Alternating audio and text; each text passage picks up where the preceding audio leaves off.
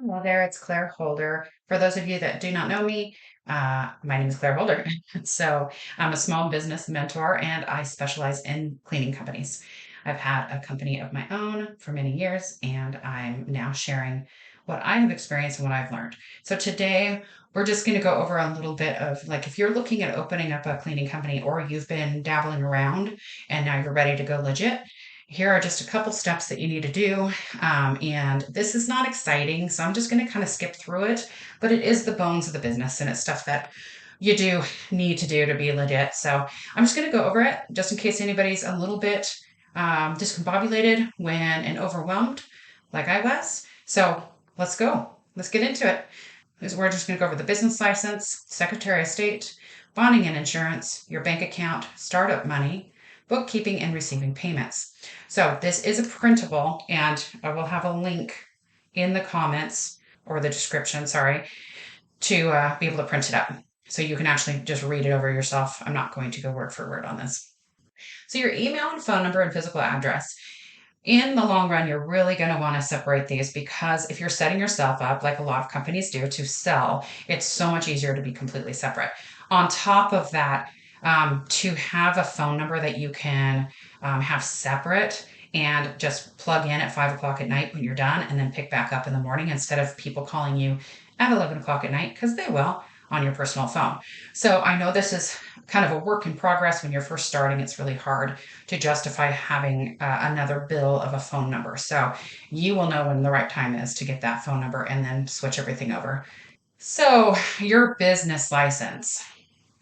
This one, this is what makes you legit to have a business license, and this means that you're, going to be paying taxes and things like that. So you need a UBI number, and depending on what kind of business structure you're going to have an EIN number as well. So the UBI number, you have that if you're a sole proprietor. Any other structure, you're going to have the EIN number and a UBI number, and it's very easy to get it. You just go to your how to apply for a business license for your state's name, and it just walks you right through it. This is a breakdown, and please take the time to read it, of the different business structures. This was really confusing for some reason for me at the beginning. Sole proprietorship basically is like, hey, I'm doing this on my own. I don't care if somebody tries to sue me and take my positions, kind of thing. You have no protection as a sole proprietor, but it is the easiest one to start and probably the least expensive. You can go and look over all of these ones. The one I lean to the most is the LLC. It separates you and your personal stuff from the business. It protects you a lot more, and I highly recommend it. So there is another kind of step up above an LLC where when your company starts making a certain amount, like when mine did, I was an LLC at the state level, and then I was an S corp with the federal level. So I actually was a employee of my own company. It just changes the taxes, makes it a little bit more friendly for the business owner. Remember, all of this is just my own experience.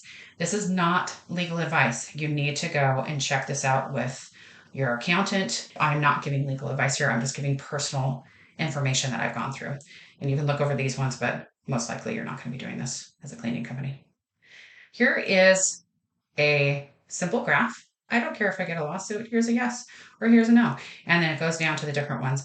Again, big leaning towards LLCs. They're just safer. Secretary of State. So if you're a sole proprietor, you do not need to go to the Secretary of State. If you're anything else, you have to register with the Secretary of State. Again, straightforward, just takes a few minutes. Go to your Secretary of State and you'll see how to do that. You need your UBI number first before you can do this. Bonding and insurance. This is one that you need to look at. All insurance is different, it covers different things, but this kind of breaks it down between the difference of bonding and insurance. Some people have bonding and insurance, somebody only have insurance, some people only have bonding. Look at the risk factor. Look at how many employees you have. You have to think about, like, if one of your employees goes in and breaks a huge fish tank and all the water went through the subflooring. That's huge. So you would want insurance if that kind of stuff happens. So you need to look it over. There are people that you can contact to see pricing but you would have to look for in your area. And what I would do is, go on a Facebook page and just ask for, recommendations. It does that. The bank account, super important. Again, you have to have your UBI and your EIN if you are not a sole proprietor to go in and do the bank account. Do this from the get go. Just separate it. It's not worth messing with. The IRS does not mess. Just separate it. It makes it so simple. And I do highly recommend reading or listening to Profit First, the book. He breaks it up so that you have different accounts in that one account where, you put like 10% into your tax savings and 10% into your quarterly bonus. So you always get a quarterly bonus, things like that. He has a really great setup. Highly recommend doing it the way he does it. Works out great in the long run. So that's that. Startup money.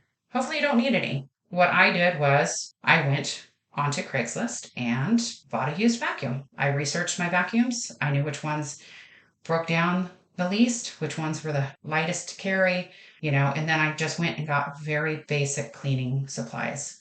And you can do this and you can build on each clean, just put a little bit of money away and keep on getting your cleaning supplies. Hopefully you can avoid the startup money unless you're going to go big from the get-go. Bookkeeping. This is something I do not specialize in it. Let's say that. There's a SWOT analysis that's in the next section that I go over. So a SWOT analysis just really shows what your strengths are and what your weaknesses are. My weakness is sitting in front of a computer and putting little numbers in. It drives me insane and it does not do good for me overall. I hired a bookkeeper after trying to do it myself and messing up big time. I was putting things in the wrong categories. I did not structure it well. So that did cost me big, about year 5, I think.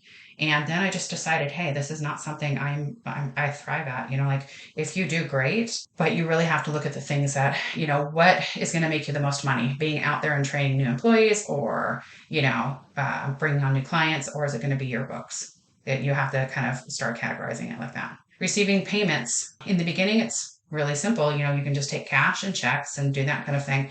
Once you get employees, if that cash and that money is going through the employee's hands, it can tend to create animosity, and you want to just avoid that. So once you start getting employees, just put it on something where they're paying you without the employees needing to see the amount coming in and out. That is that, and you're always going to evolve on all these things. So start out with the easiest one, but make sure you have your bank account set up to get these payments in it.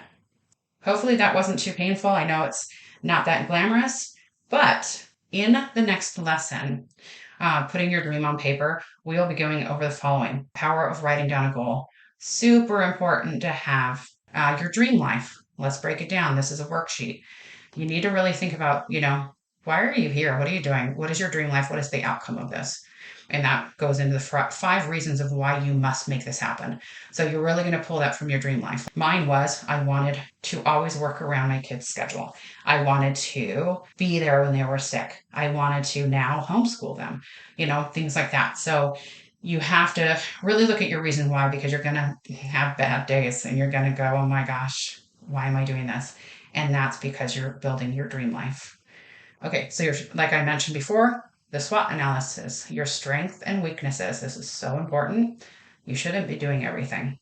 So you need to prioritize what ones are the most important and what ones are the ones that you're the best at. And then we get into visualization and meditation. Okay, again, this is power of writing down the goal. The gift of neuro association. So we're going to dip into what that means and why, if you have a roadblock that says, oh my gosh, I'm never going to make 100,000 a year, and you don't address that and like start focusing on making $100,000 a year and understand where that backstory is, you're never going to make that money, or people will have a really hard time paying you even if you're making that money. There's certain things with the roadblocks that you just kind of have to, once you just notice it, it's amazing how they kind of melt away. So I will have a dream life meditation in, and again, the roadblock worksheet. So when you're hitting these, just like anything else in life, we're always learning, and a roadblock is just something where we're like we're stuck on for a second. We're like, what should I do here? And that comes with parenting. That comes with everything. Like I ride horses, and I tell you, these horses are in my face saying, okay, you're not getting it. And that's basically what small business does as well. So, and then we'll have the roadblock meditation with it. But that is the next section. I hope this helps a little bit clear up and take away the overwhelm if you're in overwhelm about opening up a company. I know I kind of had to learn everything on my own, so I hope this can help you out.